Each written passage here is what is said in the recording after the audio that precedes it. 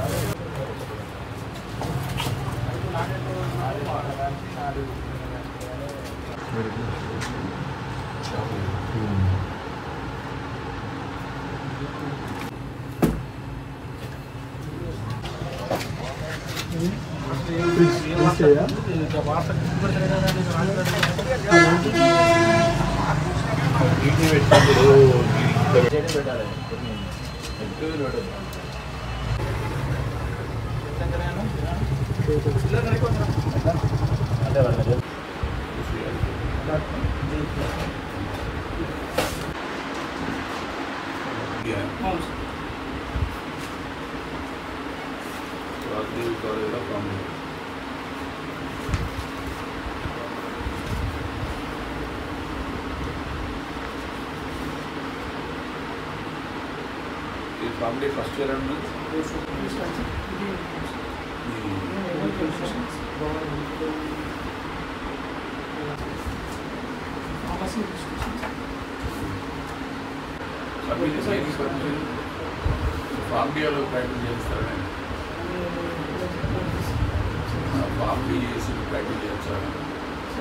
nature of work and completion of farming.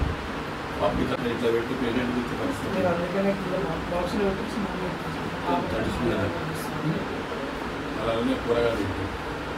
పేరు doctor Gopalarao. నేను Warangal deputy డీఎండ్ వచ్చాను. సో ఇక్కడ మాకు అనఫిషియల్గా మాకు ఒకటి కంప్లైంట్ వచ్చింది. ఇక్కడ చాలామంది ఆర్ఎంపీస్ ఇంకా వేరే డిఫరెంట్ డిగ్రీస్ పెట్టుకొని ఇక్కడ ఇల్లీగల్ వైద్యం చేస్తున్నారని మాకు సమాచారం వచ్చింది. సమాచారం వచ్చిన వెంటనే ఇక్కడ మేము రావడం జరిగింది మా యొక్క మెడికల్ టీంతో. సో ఇక్కడ కృష్ణ అనే వ్యక్తి డీఫామ్ చేశాడు. వాగ్దేవి కాలేజీని డీఫామ్ చేశాడు. డీఫామ్ 3 years బ్యాక్ కంప్లీట్ చేశాడు. యాక్చువల్లీ డీఫామ్ చేసిన వాళ్ళు క్లినిక్ పెట్టి ఎట్టి పరిస్థితుల్లో కూడా క్లినిక్ నడపద్దు, క్లినిక్ కానీ నర్సింగ్ పెట్టుకోవడం నడపద్దు. కానీ ఈయన 3 years నుండి ఇదే వ్యాపారంలో చేసుకొని నడిపిస్తాడు. సో కాబట్టి ఇది చాలా ఇల్లీగల్. ఎవరు కానీ ఈవెన్ ఆర్ఎంపీస్ కూడా ప్రాక్టీస్ పెట్టినా కూడా ఓన్లీ ఫస్ట్ ఎయిడ్ మాత్రమే ఇవ్వాలి. ఏమైనా కట్లు కట్టడము, ఏమైనా జ్వరం వస్తే సింపుల్ పారాసెటల్ చేయడం చేయాలి. అంతే కానీ వాళ్ళు ఇంజెక్షన్స్ చేయడం, ఆపరేషన్ చేయడం ఎట్టి పరిస్థితులు చేయదు. ఈ మధ్యలో చాలా ప్లేస్లలో ఆర్ఎంపీస్ ఇంజెక్షన్స్ వికటించి చాలామంది చనిపోతారు. కాబట్టి ఎట్టి పరిస్థితుల్లో కూడా వీళ్ళను మేము వదిలిపెట్టాము. కఠిన చర్యలు తీసుకొని ఇప్పుడు మేము ఇలా ఇక్కడ విజిట్ చేసినాం.